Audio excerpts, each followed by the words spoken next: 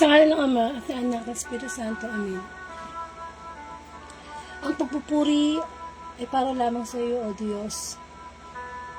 Dakila ka. Sa lahat ng panahon, ikaw ay hindi nagbago. Sa mga oras na ito, naman namin ang iyong presensya kung saan magbibigay ka ng mensahe sa amin, sa mabuting balita na mapapakinggan. Dakilang Diyos, patawarin mo kami sa aming mga pagkukulang. Linisin mo po ang aming mga pusong marumi, mga kasalanang nagawa namin, mga pagkukulang, upang kahit sandali lang ay mai-focus namin ang aming isipan, ang aming espiritu, sa pagkaing espiritual na inihahain mo para sa ito. Come Holy Spirit, we need you, and come Holy Spirit, we pray. Gamitin mo lamang yung amang lingkod bilang daluyan ng iyong mensahe. Ako'y makasalanan at lahat kami makasalanan.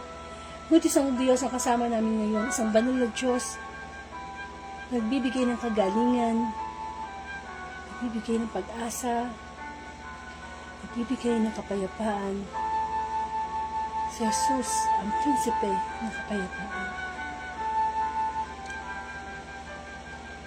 Ang makasama ka sa Facebook Live ito, O Lord, pinakamahalagang oras na maaaring magawa namin sa bawat araw. Kumilos ka, Banal na Espiritu, ang katotohanan sa iyong mga salita ang magpalaya sa amin, sa aming mga kahinaan. Kung sa ganon, patuloy namin maramdaman na ikaw, O Jesus, ang aming pundasyon.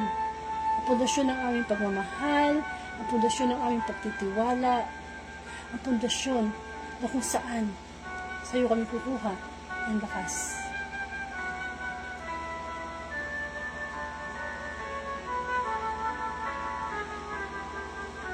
Banal na Espiritu, pagkalooban mo po kami ang iyong lingkod ng karunungan. Isang karunungan na kung saan ang Diyos ang magbibigay.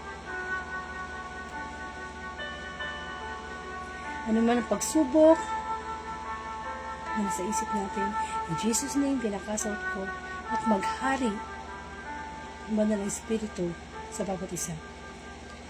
Ang lahat ng ito'y dalangin ko sa iyo, Ama, sa pangalan ng Anak, kaysa ng Espiritu Santo. Amen.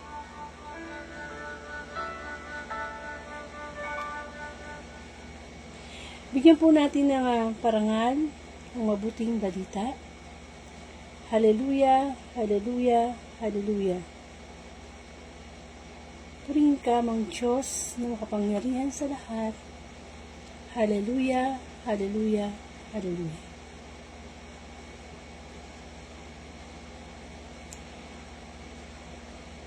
Ang Diyos ay dakila, kapat-dapat siyang sambahin, ating pakinggan ang mabuting balita, upang sa ganon, ibigay ito sa atin ng pag-asa.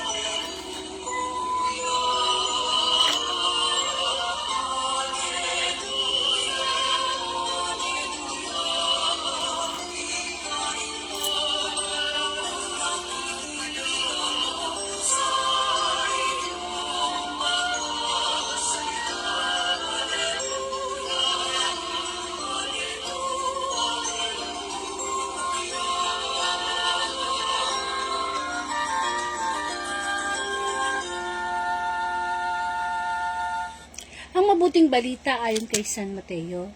Papuri sa iyo, Panginoon.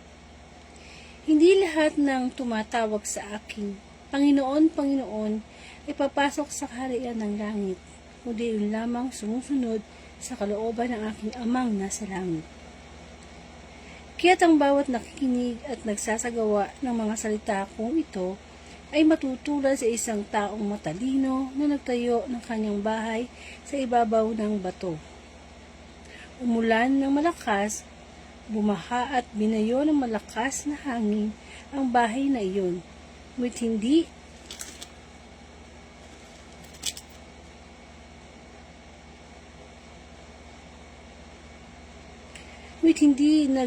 nagiba sapagkat nakatayo sa ibabaw ng bato.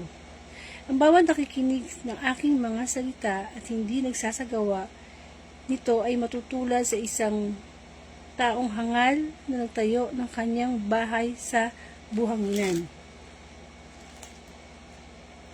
Umulan ng malakas, bumaha at binayo ng malakas na hangin ang bahay, bumagsak ang bahay na iyon at lubusang nawasak. Mga kapatid, ang mabuting balita ng ating kaligtasan. Pinupuri ka namin, Panginoong Hesukristo. Amen. So, welcome po sa Word of God, Daily Gospel. Nang layunin ng Facebook Live na ito, ay i-share ang good news sa buong mundo sa pamamagitan ng online o social media, kamukha po ng Facebook Live. At ito po ay nagsimula noong year 2019 at hanggang sa kasalukuyan ay patuloy pa rin ginagamit ng Diyos ang Word of God, Facebook Live upang magkaroon tayo ng daily reflection sa mabuting balita sapagkat sinabi ng Panginoong Jesus, hindi lamang sa tinapay na bubuhay ang tao, hindi sa bawat salitang namumutawi mula sa bibig ng Diyos. So, ang binasa po natin ay nagmula kay San Mateo. Ito po kailan may hindi ko kayo nakilala at dalawang uri ng taong nagtayo ng bahay. From Mateo chapter 7 verses 21 and then follow yung 24 up to 27. So, ito po, kung bibigyan po natin ng parang senaryo sa ating pag-iisip, ay sa bungad pa lang, sinabi na hindi lahat ng tumatawag sa aking Panginoon, Panginoon ay papasok sa kaharian ng langit, kundi yun lamang sumusunod sa kalooban ng aking amang nasa langit. So, doon pa lang masasabi natin na lahat ng tao na nilikha ng Diyos dito sa mundo, kahit pa paano naman meron tayong kinikilalang Diyos. Alam natin na-introduce sa atin na, may Diyos, merong nilikha ng mundo, merong Diyos na nasa langit. Amen. So, lalo na sa ating mga Katoliko, tayo nananalangin, nagsisimba, kapag meron tayong gustong hilingin o ipagpapasalamat, magdadasal tayo, tinatawag natin ng Panginoon, ang ating Ama. So, meron pang iba, nagsiserve sa simbahan, masasabi natin very religious. Pero tulad ng pambungad ng mabuting balita, ito po mabuting balita ng December 4, 2025. At ito po yung Thursday Gospel, kahapon po ito, no? So, ganun pala ang gusto ng Diyos. Hindi porke nagsisimba ka, nagdadasal ka, hindi porke pari ka, preacher ka, basta naglilingkod ka sa Diyos, talagang masasabi natin kinikilala mo ang Panginoon. Ibig sabihin may ticket ka na para makapunta sa langit. Kasi nga, hindi naman sapat na nagdadasal tayo, naglilingkod sa Diyos. Kailangan, di ba, ang sabi dito, makakapasok tayo sa langit kung sumusunod tayo sa God's will. Kasi meron tayong dalawang will Merong human will, at saka merong God's will. At sa panahon na ito, napakahirap sundin ang kalooban ng Diyos. Nangyayari puro human will, yung kagustuhan ng tao ang nasusunod. Hindi yun ang gusto ng Panginoon. Amen. Pero di ka naman sinabi na huwag ka nang maglingkod, o huwag ka nang magdasal, huwag ka nang magsimba. Ay, hindi naman ganon. Napakaganda sa isang tao at inaasahan naman talaga ng Diyos na kaya'y magdadasal, magbabasa ng Bible, makikinig ng mabuting balita, maglilingkod sa Panginoon. Napakaganda noon, no? Kaya lang, nawawalan pala ng kabuluhan yun kung hindi naman natin ito isinasabuhay. Ito yung sinasabing pananampalatayang walang gawa. Yun, walang gawa. Ibang tipong naglilingkod ka sa simbahan. Halimbawa, sa kang lay minister. Tapos mo maglingkod sa simbahan, pag labas mo, yung pala, makikipagbarkada ka, makikipag-inuman ka, tapos kung ano-ano yung mga pinag-uusapan yung malalaswa, o kaya isa kang lector commentator. Pagtapos mo maglingkod sa simbahan, pagdating mo sa bahay, magmumura ka, mainit ang ulo mo. Yung bang parang nagiging double face. Dalawa ang mukha. Ayaw ng Diyos yun.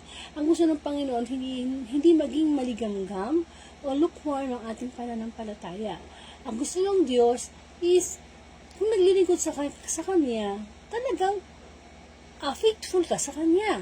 Hindi tayo pwedeng naglilingkod sa Diyos, tapos at the same time, parang naglilingkod tayo sa demonyo, nagmagawa tayo ng masama. So, hindi ganun. Sapagkat ang tunay na maliligtas, makakapasok sa kaharian ng Diyos, ay yung tao lamang nagtitiis hanggang wakas. Yung taong masasabi natin hindi na siya basta nakakilala sa Diyos, kundi sumusunod. Yung obedience. Yung pagsunod. Napakahalaga nun. Napakahalaga. Kasi alam naman natin maraming utos ng Panginoon eh. At ang bawat utos niya, kinakailangan sundin. At kapag sinunod natin ang utos ng Diyos, hindi yung gano'ng kadali. Talagang, sabi nga, kung gusto mong maging alagad ko, kailangan mong limutin ang iyong sarili, kailangan mong limutin ang iyong pamilya, kailangan mong pasanin ang sarili mong krus. Amen? Kahit na sarili, pinapalimot sa atin eh. Ano ibig sabihin nun? Tayo ay makakapasok sa langit kapag nakita ng Diyos na kaya nating i-give up ang lahat, wag lang siya. Talagang full of sacrifice ang pakikipagrelasyon sa Diyos. Pero worth it naman kasi binabago tayo ng Panginoon. Tsaka yung araw-araw na desire natin na makarinig ng mabuting balita, ano yan eh, isa yan sa mga sign na gusto nating pumunta ng langit. Amen. So, lahat naman ng tao gusto magpunta sa langit. Sino bang hindi? Kaya lang, puri yata maka-impyerno yung ginagawa natin. So, maging aware tayo, no? Nilibigyan tayo ng babala ng Diyos na hindi sapat. Okay? Although maganda na nakakilala tayo sa Diyos, naglilingkod sa Diyos, pero hindi sapat. Hindi pwedeng mahinto doon yung ating ticket para makapasok o masulat ating pangalan sa Book of Life. Kailangan may kasamang gawa. May kasamang gawa. Pero, hindi naman ibig sabihin na puro gawa naman, no? Baka naman ang gawin natin puro gawa. Ibig sabihin okay, nagsisimba ako, nagdadasal ako, tumutulong ako sa ating kapwa, gumagawa ako ng mabubuting bagay. Pagkatapos, wala ka naman talagang totoong pagmamahal sa Diyos. Kumbaga, ginagawa mo lang yung mga mabubuting bagay kasi gusto mo mabigyan ng parangal, gusto mo maitaas ang sarili. Usually, yung mga tiwaling politiko, ganyan, di ba? Na parang tumutulong kunyari sila sa kapwa, makikita mo sila sa mga social media kapag may mga sakuna, nagbibigay ng mga relief goods. Ayun pala, yung pagtulong nila yun, hindi pala totoo yun. Kumbaga parang gusto lang nila makuha yung simpatiya ng mga botante para pagka-election, sabihin ay, boto natin yan kasi mabait na politiko yan, tumutulong. Hindi ganun. Kinakailangan na ibigin muna natin ang Diyos ng buong buo. With all our hearts, mind, strength, and soul. Kapag kasi buo ng pag-ibig natin sa Diyos, saka pa lang lalabas ng kusa yung mabubuting gawa. So, hindi pwede magkabaligtad yun. Kasi, kapag nauna yung mabuting gawa, bago yung pag-ibig sa Diyos, o mamaya walang pag-ibig sa Diyos, sinabi ko nga, baka dahil sa gusto maitaas sa sarili, baliwala yun. Kasi tayo, nakakagawa lang tayo ng mga mabubuting gawa dahil sa habag ng Diyos. Sa Kanya galing yun, hindi sa atin. Ang hirap magbago ng isang tao ng tayo lang. Kailangan natin ng Diyos para tayo magbago. Kasi, likas tayong makasalanan. Pero dahil sa pag-ibig ng Diyos sa atin, binigyan tayo ng kalakasan na sumampalataya sa ating Panginoong Jesus upang sino mang sumampalataya sa anak ay maligtas at magkaroon ng buhay na walang hanggan.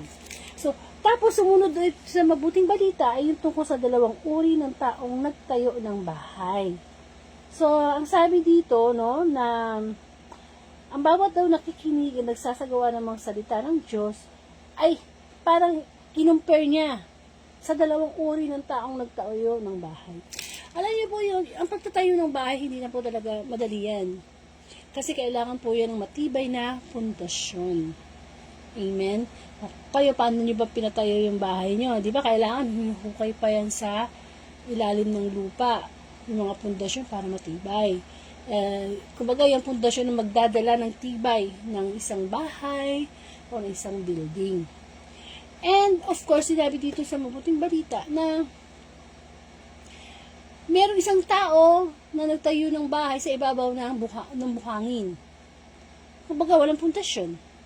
Meron naman isang tao na nagtayo ng kanyang bahay sa talagang matibay, no? Malalim na bato, no? Na masasabi natin na kahit na umulan ng malakas, bumaha at bayuhin ng malakas na hangin ng bahay na yun, hindi yun magigiba. Kasi nga, nasa ibabaw ng bato. Matibay. Kumbaga sa atin ngayon, sementado, malalim na, talagang naitayo ng maayos. So, parang inilarawan lamang yung ating pundasyon sa ating pananampalataya sa Diyos. Kinumpir lang sa kung paano yung dalawang taong yun nagtayo ng kanilang bahay. Kung dadalhin po natin yun sa ating pananampalataya, ganun din po yun. Dalawang uri din po pala tayo na mananampalataya. Meron tayo na nananampalataya sa Diyos na mababaw lang yung ating faith sa Kanya. Yung sinasabi sa mabuting balita na binayo ng hangin, not na ng baha, yung bahay ay nawasa. Ay ibig sabihin, yung mga bagyo, yung mga baha, yun yung mga problema na dumadating sa ating buhay. Na kapag ang foundation ng ating pananampalataya ay mababaw lamang, no, nasa buhangin lamang,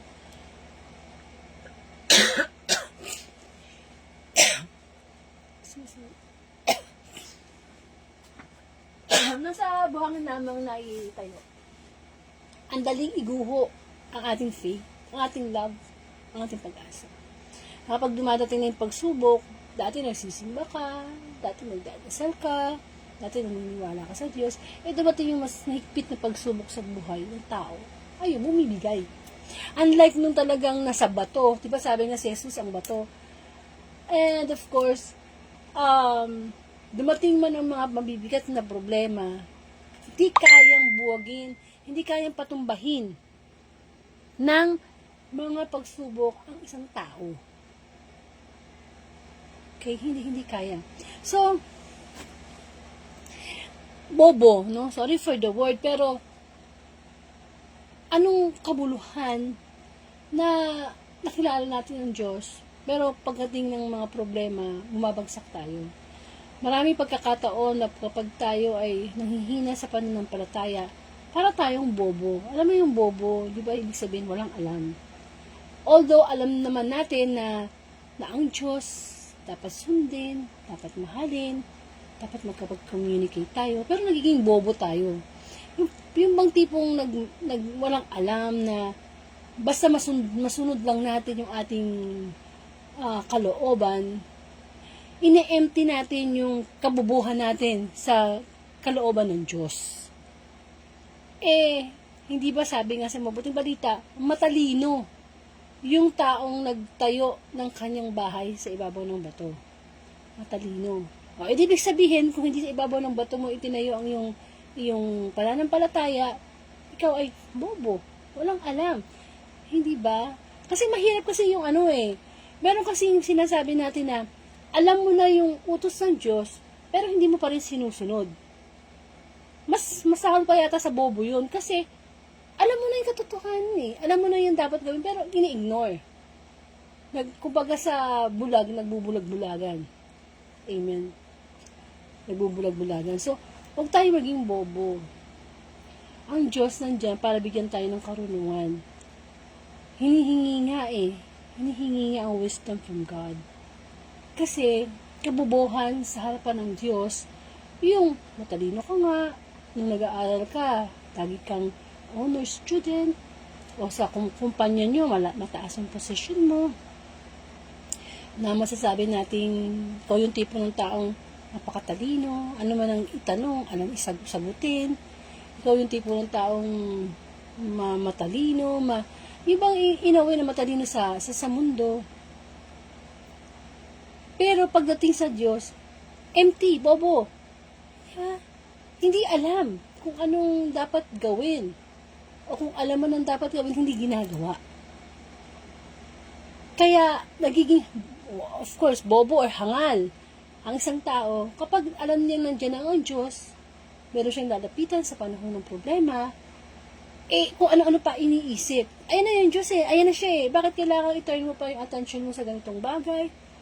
Pag may problema ka, magbibisyo ka. Pag may problema ka, magsusugal ka. Pag may problema ka, madedepress ka. Bobo yun, kabubuhan yun, katangahan yun, or sabihin natin, kahangalan. Amen.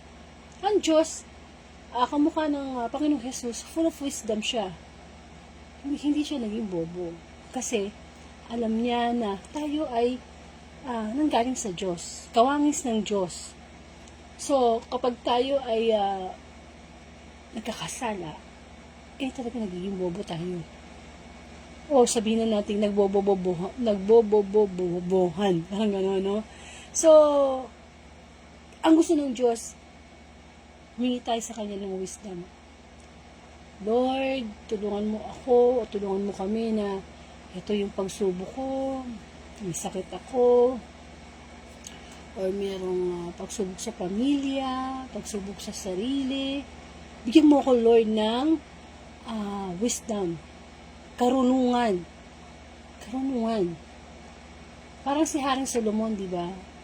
Ano bang hiningi niya sa Diyos? Karunungan, wisdom. Pwede naman natin niyang hingi sa Diyos, o pwede hingi ni si Haring Solomon sa Diyos na, sige, bigyan mo pa ako ng maraming kayamanan, maraming kaharian, lahat ng mga dito sa mundo ibigay. Pero hindi mas mahalaga sa kanya ang karunungan. At sa atin ding mga tao, huwag natin hilingin na, Lord, maging mayaman ako, maging sikat ako. Hindi Kasi, hindi naman yun ang tinitingnan ng Diyos eh. Tinitingnan ng Diyos, ano ba yung wisdom na naitanim ko sa iyo? Hindi masamang maging matalino in a way na, nagiging honor student ka, o alam mo na ang lahat ng bagay, o naging scientist ka. Parang masama doon eh. Ang nagiging masama lang yun, at hindi nagiging kalugod-lugod sa Diyos, pagdating sa Panginoon, sa utos ng Diyos, hindi tayo sumusunod. Doon tayo nagiging bobo. Diba? Sabi nga, hindi lang yun, yung sinasabi na, yung mayaman ka nga dito sa mundo, pero sa harap ng Diyos, dukha ka naman. Dukha. Ibig sabihin, mahirap. So, sa mundong ito talaga, ang tunay na labanan, yung ating relasyon sa Diyos. Kasi yung mga kayamanan, mga kasikatan, lilipas naman lahat yan. Pag tayo namatay, di naman natin yung madadala. Amen. So, nawa, matulad tayo sa taong nagtayo ng kanyang bahay sa ibabaw ng bato upang hindi tayo maging hangal o bobo. Karoon po tayo ng closing prayer. Ang sa langit, marami pong salamat muli sa pagpapaalala mo sa amin sa mga kahangalan na ginagawa namin sa tuwing kami hindi sumusunod sa iyong kalooban. Tunay nga, Panginoon, na karunungan ang gusto mong ibigay sa amin. Panalangin sa mga taong may sakit, mga taong dumadaan sa mga pagsubok, depression, anxiety, Brother Jewel, Sister Helen, Sister Lucy, Brother Danny, lahat po ng mga taong patuloy na umaasa sa iyong pag-ibig, umaasa sa iyong tulong, Panginoon. Batid mo ang nilalaman ng aming isipan at puso. Ikaw, Lord, ang patuloy na magbigay sa amin ng kalakasan upang sa ganun hindi kami maging bobo. pagdating sa pagdesisyon namin, sa kung paano namin masosolve ang aming problem, nakasama ka. Ama namin, sumasalangit ka, sambahin ang ngalan mo, sa aming nakaharian mo, sundin ang loob mo, di sa lupa para sa bahay. Kaya mo kami ng aming kakain sa araw-araw, tawain mo kami sa aming mga sala. Para ng pagpapatawad namin sa nagkakasala sa amin. Huwag mo kami pahintulo sa tukso, ihadya mo kami sa lahat ng masama, sa ngalan ng Ama, ng Anak, at ng Espiritu Santo. Amen. Maraming salamat po. Muli, pakishare na lang po itong Thursday Gospel sa inyong timeline o sa inyong group chat.